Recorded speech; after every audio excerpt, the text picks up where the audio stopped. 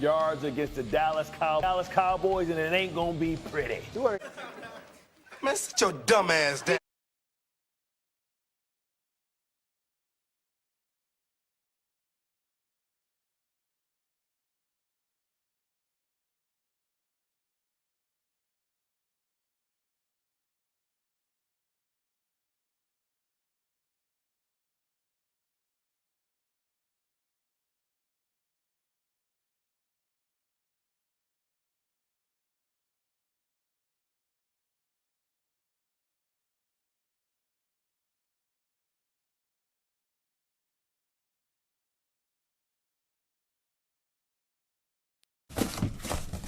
Come on, son.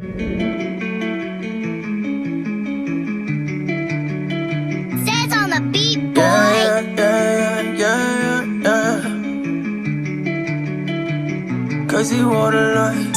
Headlights, I've been whipping midnight through the city. I've been going through some things, trying to get my mind right. Push the bucket to the limit, push that bitch into the fence. Gotta get the full control, gotta get my mind right. Headlights, I've been whipping midnight through the city. I've been going through some things, trying to get my mind right. Push the bucket to the limit, push that bitch into the fence. Gotta get the full control, gotta get my mind right. Yeah. What's going on, Cowboys Nation? Chain Gang Monday, baby. That's right, Chain Gang. We got that dub, baby. So look, for me, I'm always going to celebrate the wins no matter what. You always got to celebrate your wins. Don't let anybody take that from you. That's in life. That's a life lesson, all right? So I'm going to start off by my little Jet slander, right? Because, see, there were some Jet fans that came and they looked at my scouting report and they said, you know what you're talking about? You bring up some excellent points. But then there were some of these homers that came in here and told me I didn't know what I was talking about, and that the Jets was going to do this and the Jets was going to do that, and that the Jets offensive line wasn't bad. I told y'all they were basura. I told you it was trash. All right, maybe to the force. Y'all ain't had nothing for Micah Parsons. Y'all didn't have nothing for when we adjusted to what y'all were going to do. I knew it. I tried to tell y'all. Y'all ain't want to hear it. Now y'all on the tail end of a 30-10 ass whooping, because that's what it was. All right? It's a rite of passage to come on here and get this slander. So if you are Jets fans, here's my salute and here's the boot. All right? That's the last I'm going to talk about the Jets, because we got them out of here. Number one. My top 5 things that stood out to me yesterday. Number one, Micah Parsons is not just the defensive player of the year. He's the league MVP. If you want to argue with something, argue with your mama, because we know what it is. Micah Parsons right now, there's no other player in the league that has the impact that he does. And if you're trying to make up something, you're lying to yourself, all right?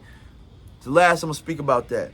Number 2, CeeDee Lamb is cooking right now, all right? He cooked in week 1, and he cooked this week, all right? CeeDee Lamb right now is the best receiver.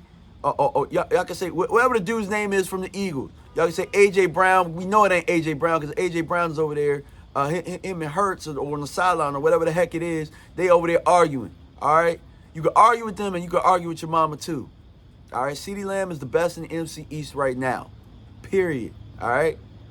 Number 3, once Dallas's defense makes that adjustment, Floyd, as far as what they want to do, once Dallas figures that out, it's curtains for you. So if you don't score points early, if you Cowboys games, really, that's how it's been happening, all right?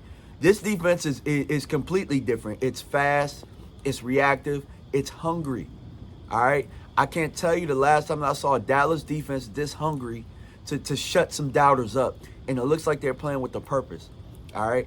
Now, there are some things that can shore up a little bit. Stephon Gilmore had some penalties on the back end. Outside of that, defense played pretty lights out the last 2 weeks, all right? Can they continue to play this lights out? Will there be some wrinkles that teams add to kind of help keep them on the field? Sure. But right now, it looks like teams are having a hard time even snapping the football, because they don't know what Dallas is going to bring. They're not used to the tenacity that's coming at them, all right? So, as long as this defense stays healthy, and that's the crazy thing about it, we still got guys out. Donald haven't played a snap yet this year, guys. Donald hasn't played a snap. So, good luck to you offenses moving forward, all right? Number 4, Mike McCarthy has been rusty at calling plays inside the red zone, and you can tell. All right, but also what you're noticing out of Mike McCarthy is that he's not forcing anything. They're not trying to, just rest over there. So they're staying fresh that way. So if there's any complaint that I have, it's the rust inside the goal line. I feel like Mike McCarthy might be able to use Dak Prescott, a couple of some play action here and there, so maybe he can mix and match it a little bit that way. Take a shot, corner fade to CD here and there, But outside of that, man, look, that's just being nitpicky at this point. Dallas has scored 40 points, and they've scored 30 points in back-to-back weeks, 70 points. All right, so outside of that, I'm actually in a place right now where I'm happy that the Dallas Cowboys have some things to work on. Because at this point, if you're peaking in week 2, then when the rest of the year happens, you're going to gas out. So I'm glad that, there's some things on film. Also, I don't know if they're trying to show too much. Whether they are or aren't, Dallas still has to, work on a few things if they want to continue to be a good team. Because the team that's peaking right now, it's hard to hold their interest a whole 17 weeks plus a postseason. All right. And last but not least, either we're missing Zeke Elliott as a short yardage back, or they just haven't figured it out yet. Or somebody that's not playing right now, or somebody that's not getting those goal line carries or those short yardage carries, they're not playing on this roster right now. But as it stands right now, and Tyler Smith is out, so that's something there. But right now Dallas is having a hard time punching it in the goal line situation. Not so much short yardage, but more so the goal line and getting inside the 5. And maybe this team is just figuring out their identity without Zeke Elliott.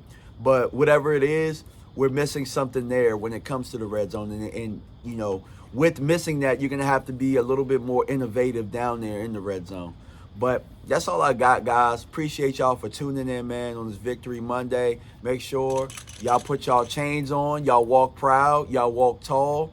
Don't let no media try and make this red zone issue the only issue. All right? Dallas has won 40-0 and 30-10.